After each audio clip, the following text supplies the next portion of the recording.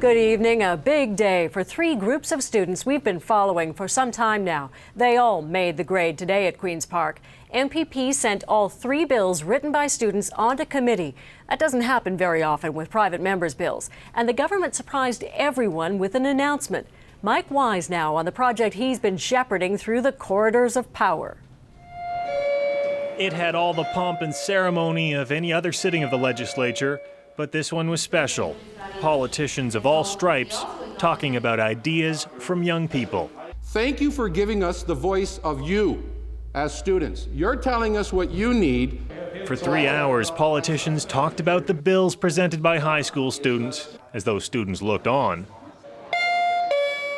When the bells rang, calling MPPs to a vote, the result was unanimous each time. Mr. McGinty. All three bills easily passed second reading, although students say they weren't taking anything for granted. I don't think any of us could stop smiling in the gallery stands. And if we did, it's because we were just in shock. We were like, this is so amazing. I didn't know how many people were going to stand up and how many people were going to be there, so it was a surprise.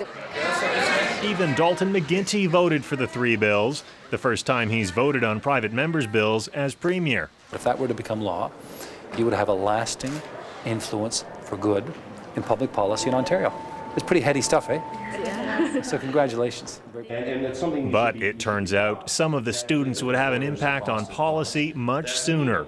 The Minister of Labour met them to announce changes inspired by their bill. But there were things that we could do right now that you made us aware of that we could do without actually having to change legislation. And that's your doing. And that's what you should all be really proud of. These students wanted a new poster to help educate young people about their rights on the job.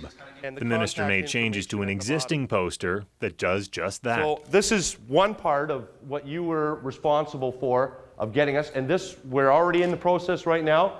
All new posters that will be printed will have this information on it that wasn't there before. Yes, sir. It was a big moment for this student who came overnight from Ottawa just to watch the debate. It's proof that when so many people stand up and say this is wrong or we need help, that the politicians and the media are there to help them. Mike Wise, CBC News, Toronto. I'm Amanda Singroy at Queen's Park. For these students, today's experience was about much more than passing their bills or getting their picture taken.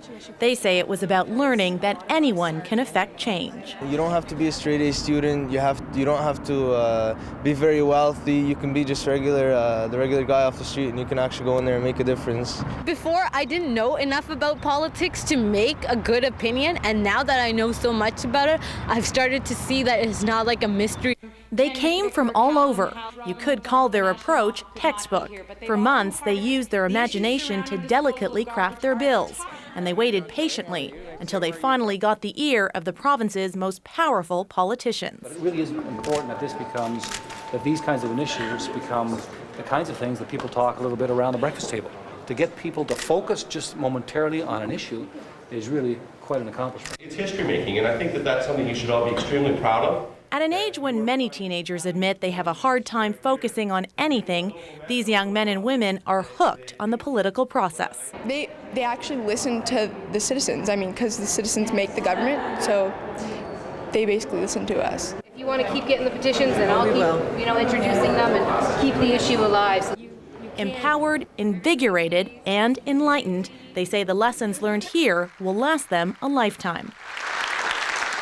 I thought it was really rewarding actually to see it going on, to see all our hard work and to see how it came out in the end, to see just how people were reacting to it and what would happen next. It was pretty exciting. I think that's really cool just to remember our experience in this whole big, huge adventure. Amanda Singroy, CBC News, Toronto. Well, our own Mike Wise is the man behind making the grade. He's been working on this for months, and we've lost count of how many times he was mentioned by MPPs in the legislature today. And Mike joins us now from Queen's Park. So, Mike, what happens now with this project? Well, Diana, in theory, what happens to a bill? The next stage is to go to committee, then a third reading debate, and then royal assent. That's the theory. What's going to happen to these three bills as a result of today is they have been referred to committee. Essentially, that is a smaller group of MPPs who will meet and go through it in more detail. They may call public hearings or call people to come to speak in on it, and they can come up with suggestions. Now, it's only been referred to committee. It hasn't been called to a committee, and that's an important caveat. Just because it's past the second reading doesn't mean these bills will necessarily go on to have a committee. As a matter of fact, all the spots for committee are filled up. If anything happens to these bills again, it certainly isn't going to be into this school year. And there's been no guarantees from the three parties at this point. It's really something we're going to have to see in the next couple of months. One other caveat, if the government calls a speech from the throne, that has the effect of wiping the slate clean, and actually all these bills will be wiped free and they have to start the process all over again. Another learning moment about the political process.